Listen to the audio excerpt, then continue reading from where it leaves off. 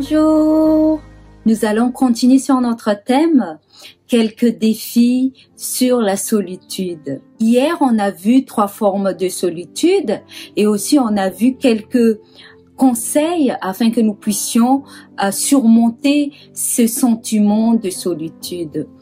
Quand on parle de la solitude, on pense souvent à des personnes âgées.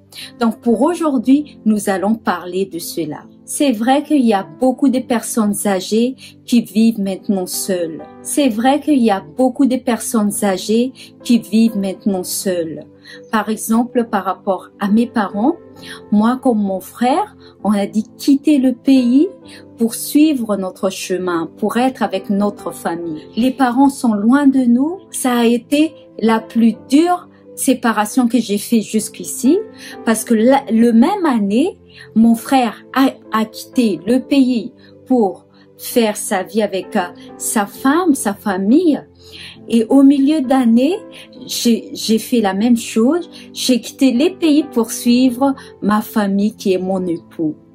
Je ne peux même pas imaginer ce que mes parents ressentent là-bas, vu que les enfants sont loin et en plus, les petits-enfants sont loin d'eux. Heureusement, par contre, malgré la distance, on peut se voir à travers Skype ou autre, par téléphone. Ça nous aide à garder ce lien familial inséparable. Gloire à Dieu parce que malgré cette distance qui nous sépare, le lien est toujours là. Et je ne cesse de remercier Dieu pour cela. Je vois aussi les mêmes cas ici à La Réunion.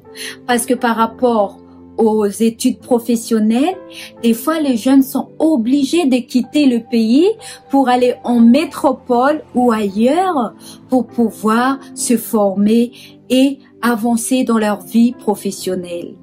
Donc des fois aussi les jeunes, ils rencontrent la personne idéale là-bas et ils ne reviennent pas forcément chez les parents après leurs études. Ils ont leur diplôme, ils ont leur famille et ils restent là où ils ont leur travail et leur famille dorénavant. Il est vrai que ce n'est pas évident pour les parents qui sont seuls ou des grands-parents qui sont seuls aussi, mais j'ai une promesse pour vous aujourd'hui qui se trouve dans Psaume chapitre 27, versets 4 et 5.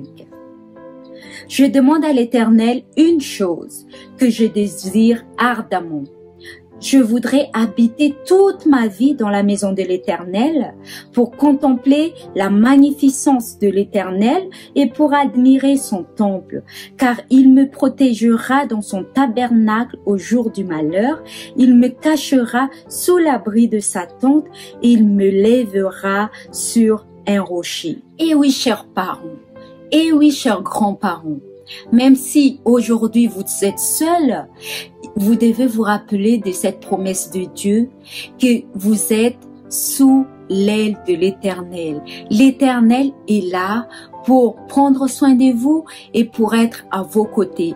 Malgré la distance qui vous sépare à vos enfants et à vos petits-enfants, il y a quelqu'un qui est à vos côtés, qui est toujours présent quand vous avez besoin de lui.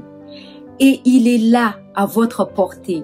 C'est à vous de lui laisser la place afin qu'il puisse combler ce vide qu'il y a en vous, ce vide qui est douloureux parce que vous ne pouvez plus dorénavant profiter de vos enfants ou de vos petits-enfants par rapport à la situation actuelle.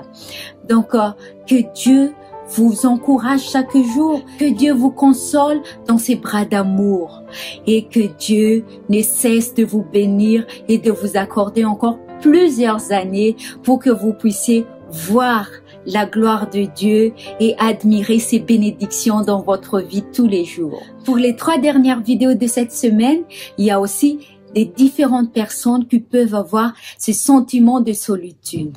Donc pour demain, nous allons voir pour les cas des personnes divorcées. On vous souhaite une bonne soirée et on vous dit à demain.